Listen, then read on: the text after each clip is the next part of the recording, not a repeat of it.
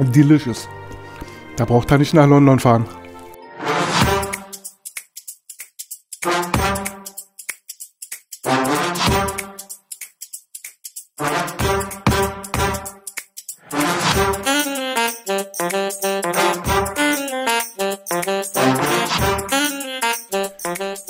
Hallo liebe Freunde des guten Geschmacks. Willkommen bei Ratzfatz Schlemm. Lecker leichtes aus Grill, Pfanne und Ofen. Ich habe mir ein neues Mikro geleistet. Der eine oder andere hat es vielleicht bemerkt. Mit der vorigen Lösung gab es immer mal so ein paar Probleme mit dem Ton. Und ich hoffe, das läuft jetzt besser. Und ja, wir werden es mal ausprobieren. Gut. Kulinarisch befinden wir uns heute in Großbritannien. Und zwar werden wir heute ein Fastfood-Gericht machen. Großbritannien und Fastfood heißt Fish and Chips. Und wie wir das machen, das werdet ihr jetzt sehen. Der mitdenkende Zuschauer kommt bestimmt von selbst drauf. Fish and Chips besteht aus 2 Komponenten. Richtig! Und wo wir gerade dabei sind, falls euch dieses Video gefällt, lasst mir doch einen Daumen hoch da. Für die Chips, also für die Kartoffeln in dem Fall, benötigen wir für 4 Personen 600 Gramm Kartoffeln. Salz und Pfeffer. Die Kartoffeln werden geschält, werden in Stifte geschnitten, gesalzen, gepfeffert, vorher abgespült, damit die Stärke so ein bisschen abgespült wird. Dann gesalzen, gepfeffert und dann kommen die erst einmal 15 Minuten in den Backofen bei 180 Grad Umluft. Und dann danach nochmal, aber dann mit dem Fisch zusammen. In der Zwischenzeit bereiten wir den Fisch zu. Und was wir dafür brauchen, seht ihr jetzt. Die genauen Mengenangaben für 2 Personen findet ihr unten in der Box. Für den Fisch benötigen wir 600 Gramm Fisch. Ich habe hier Kabeljau und ich habe Alaska Seelachs. Kabeljau, der ist deutlich fester vom Fleisch. Der wird später auch gegart fester sein. Der Alaska Seelachs ist dafür etwas weicher, saftiger. Mir schmeckt der etwas besser. Aber da kann jeder sich wählen, was ihm besser schmeckt. Dann benötigen wir für den Fisch 1 bis 2 Eier. Die sind sehr klein, deswegen nehme ich hier 2 Eier. Wir brauchen 5 Esslöffel Panko-Mehl. Wir brauchen 2 Esslöffel Mehl, 120 Gramm Joghurt, 2 Esslöffel Salatcreme und 2 Teelöffel Olivenöl, eine Zitrone, eine Bio-Zitrone, weil wir die Schale benötigen. Wir brauchen Petersilie, 4 Esslöffel, schon fertig gehackt, da war ich eben fleißig. Wir brauchen 2 Esslöffel Kapern und 2 Esslöffel Dill. Sowie Salz und Pfeffer und eine meiner Gewürzgurken.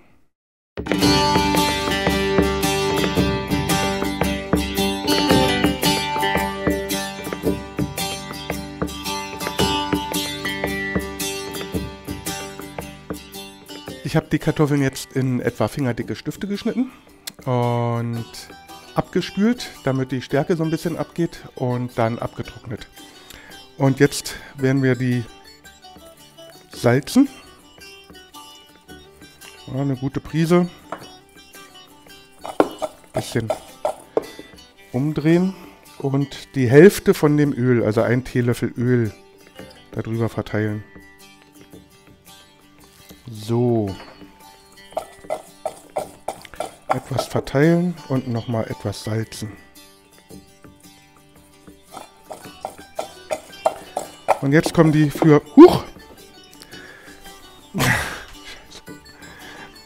Und jetzt kommen die für 15 Minuten bei 180 Grad Umluft in den Backofen, ins untere Drittel von dem Backofen. So, die werden jetzt hier verteilt. Und wer möchte, kann die noch ein wenig mit Muskat anreichern.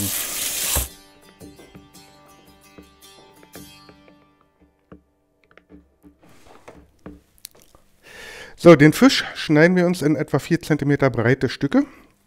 Müssen aber, weil das ein frischer Fisch ist, hier erst einmal Gräten ziehen. Und dafür habe ich hier eine Grätenzange. Und der Alaska Seelachs, der hat offensichtlich ordentlich Gräten. So, die Gräten sind raus. Und nun teile ich das der Länge nach. Der Fisch ist im Übrigen ohne Haut. Ja, und dann schneide ich hier so eine Stücken daraus. Von dem Kabeljau ähnlich, die Größe. Der ist allerdings ein bisschen dicker. Dann mache ich das, teile ich den nochmal so und mache dann etwas länglichere Stücke daraus.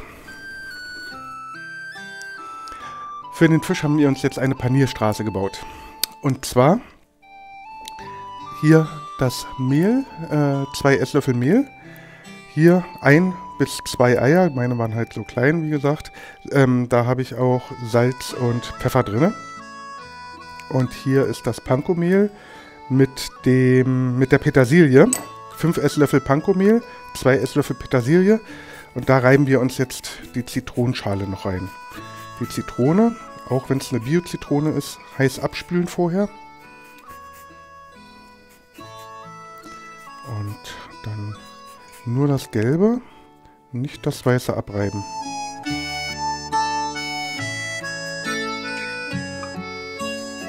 So, das sollte reichen.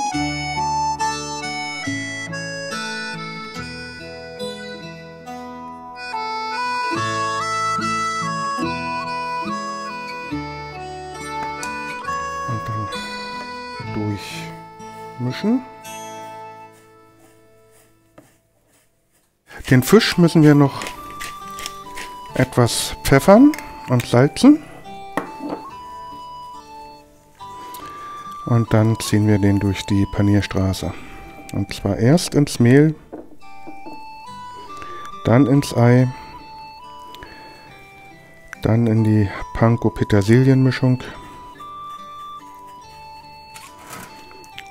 und dann aufs Backblech. Der Fisch ist jetzt fertig paniert. Der kommt jetzt in den Backofen bei ebenfalls 180 Grad Umluft. Die Kartoffeln hatte ich zwischenzeitlich rausgenommen. Die kommen jetzt mit dem Fisch zusammen in den Backofen. Und in der Zwischenzeit machen wir uns die Remoulade fertig.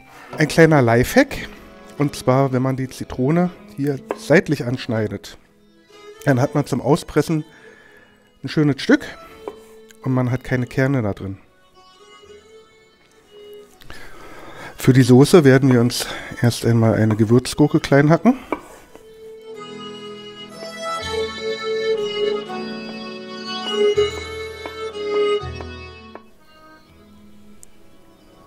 Nachdem die Gurke klein gehackt ist, hacken wir auch noch die Kapern klein.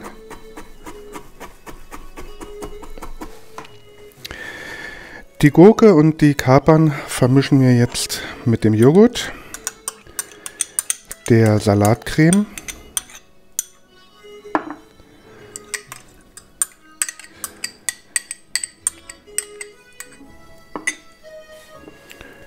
und Petersilie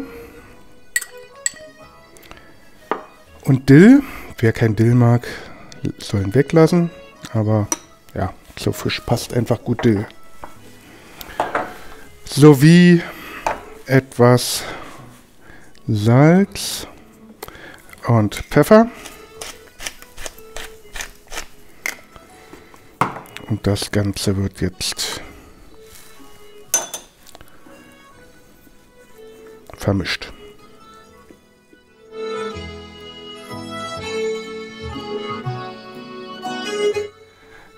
So, dann guten Appetit. Mit den Zitronen ist wirklich ein guter Tipp. So. Heiß, heiß, heiß. Aber Fastfood isst man nun mal mit den Händen. Da kann ich nicht ändern. Oh. Heiß.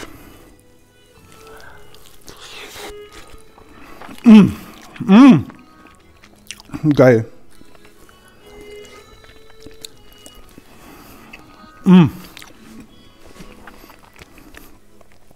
Die heutige Portion ist für 4 Personen und pro Person sind es dann 7 Dingster. Ich hoffe, euch hat das Video gefallen. Wir sehen uns nächste Woche wieder. Lasst mir einen Daumen hoch da. Ich freue mich über jedes Abo und bleibt gesund. Euer Carsten.